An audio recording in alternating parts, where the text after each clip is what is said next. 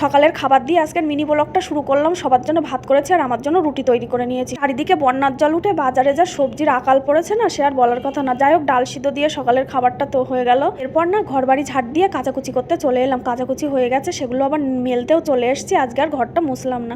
বোনের বাড়ি থেকে কিছু ফুল গাছের ডাল নিয়ে এসেছিলাম, সেগুলোই বসিয়ে দিয়েছি। বেশ কত ছেড়েছে। যে প্যান্ডেলের গেটটা প্রায় বাড়ির সামনেই প্রতি বছরই হয়, এবছরও হয়েছে। দুপুরে রান্না বান্না করতে চলে এলাম। মাছের ঝাল করে নিলাম, ছোট মাছ দিয়ে সর্ষে ফোড়ন দিয়ে আমশির টক করে নিলাম। আমশিটা হচ্ছে কাঁচা আম শুকিয়ে রাখা, এটা সারা বছর আমাদের খাওয়া হয়। আর এটা যে এত ভালো লাগে খেতে, মাছ দিয়ে টক করি আমরা। যখন এ বাড়িতে এসেছিলাম না, তখন এই আমশির টক খেতে পারতাম না, ভালো লাগতো না। কিন্তু একটু একটু করে খেতে খেতে এখন এই আমশির টকটা ভীষণ প্রিয় হয়ে গেছে।